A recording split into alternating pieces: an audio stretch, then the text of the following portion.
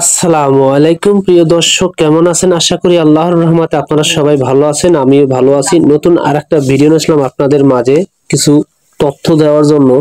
আমার ভিডিওটা ফার্স্ট দেখবেন, তাহলে কিছু তথ্য পাবেন ইনশাআল্লাহ। আর আমার এই ভিডিও যদি ভালো লাগে অবশ্যই চ্যানেলটা সাবস্ক্রাইব, একটি লাইক, একটি কমেন্ট করবেন। আর ভালো যদি না লাগে অবশ্যই একটা ডিসলাইক দিয়ে যাবেন। তাও মনে করবো যে না, আপনারা দেখছেন। দেখেন, দশের ভালোবাসা আল্লাহর রহমতে এতটুকু আসতে পারছি। আপনারা যদি ভালো না বাসতেন, আল্লাহর রহমতে কখনোই এতটুকু আমার পক্ষে সম্ভব ছিল না। তো আসেন এবার লতি কচু বাড়ির এক। দেখেন, জাত যদি ভালো হয় তো ফসল দ্বিগুণ হয়, এটা কিন্তু 100% কথা। তো আপনার ভালো জাত যদি সংগ্রহ করতে পারেন, দেখেন আমার কাছ থেকে যে চারা নিয়ে আপনার সফলতার মুখ দেখা লাগবে এমন কোনো কথা নাই। আপনার যে বাংলাদেশের যে কোনো কৃষকের কাছ থেকে আপনি জাতটা সংগ্রহ করুন, আর কিছু পদ্ধতি আপনাদের শিখবেন, বুঝবেন, তারপর আপনার জাত সংগ্রহ করে আপনি রোপণ করবেন। আর ভালো একটা কৃষকের হাত ধরবেন। আমি এই কথাগুলো কিন্তু সবসময় বলি, প্রায় ভিডিওতে বলি। আর আপনি এমন একটা জায়গা নির্বাচন করুন যে আপনি মনে চাইছেন পানি এখন দেবেন, মনে চাইছেন পানি বন্ধ করে দেবেন। কারণ কি জানেন, এই কচু খাত কিন্তু সবসময় পানি, কচু খাতে সবসময় যদি আপনি পানি ব্যবহার করেন, সবসময় যদি দিয়েই রাখেন, তাহলে কিন্তু এই কচু খাতে ভালো হবে না, বিশেষ করে লতি কচু। আর যেটা পানি কচু ওটা হলে আলাদা সাবজেক্ট, পানি কচুতে পানিতেই হয়। কিন্তু লতি কচুতে মনে যদি লতিতে কচুতেই বলবে যে আপনার এখন পানি দরকার, পানি দিতে হবে। আবার আপনার মনে চাইছে যে এখন পানি দরকার নেই, শুকিয়ে ফেলাইতে হইব। তো এইরকম একটা জায়গা আপনি নির্বাচন করুন যে মনে যেখানে চায় সেখানে আপনি পানি দেবেন, মনে যখন চাইবে না পানি ছাইড়ে দেবেন।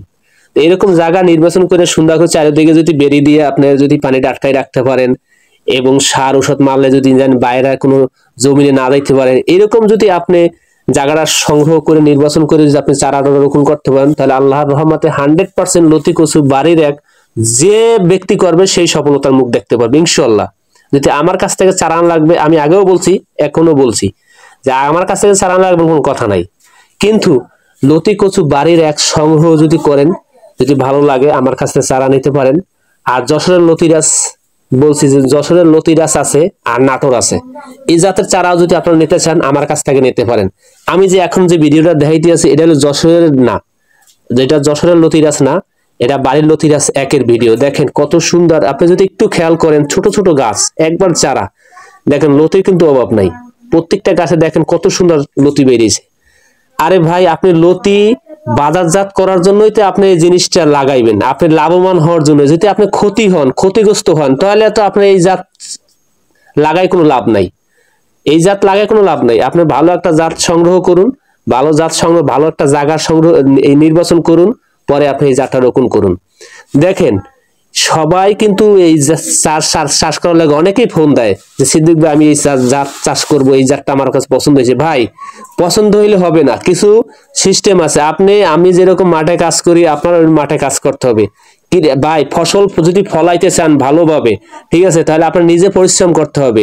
নিজে পরিশ্রম করতে পারেন, মানুষ দিয়ে কামলা দিয়ে আপনি খাড়াই করবেন, তাতে আপনার এই খ্যাত কখনোই হবে না।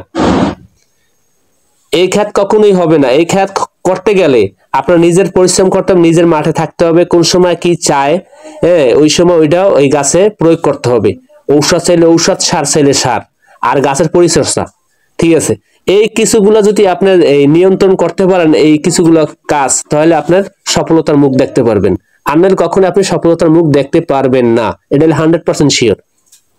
ভিডিওতে বলি, দেখেন এই যে লেদা পোকা আছে, দেখেন কত সুন্দর লেদা পোকা, দেখেন কিভাবে গাছ খাইয়ে লাইতে আছে। দেখেন, দেখছেন পাতা কত সুন্দর, সবুজ পাতাটারে কিভাবে ছিদ্রে বানাইছে, আমি দেখাইতে আছি। দেখেন, এই পাতার জন্য আপনি নাট্য যদি ব্যবহার করেন, আর গুড়, আর যদি আপনার এই সানসিন শ্যাম্পু, এগুলো যদি ব্যবহার করতে পারেন, তাহলে কখনোই এই লেদা পোকা থাকতে পারবে না।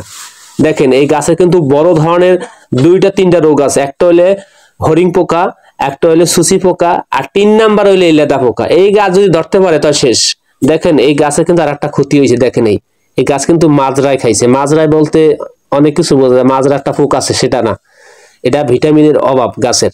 এই ভিটামিনের অভাব কারণে মাঝখানে যে ডেগাটা, যে আপনার মাইসটা থাকে, ওটা কিন্তু খাইয়ে ফেলাইছে, গাছে কিন্তু লতি হয়েছে। তারপরও কি আপনার গাছে একটা রোগ পাওয়া গেছে। তো আপনাদের এই ভিডিও যদি ভালো লাগে অবশ্যই আমাকে একটু সাপোর্ট করবেন, একটু ভালোবাসবেন, কারণ আপনাদের ভালোবাসায় ভিডিওগুলো বানানো। আর আমার এই কথাও কাজে যদি আপনারা উপকারিত পান তো অবশ্যই আমার সাথে যোগাযোগ করবেন, আমাকে ভালোবাসবেন ইনশাআল্লাহ। তো আসসালামু আলাইকুম, আল্লাহ হাফেজ।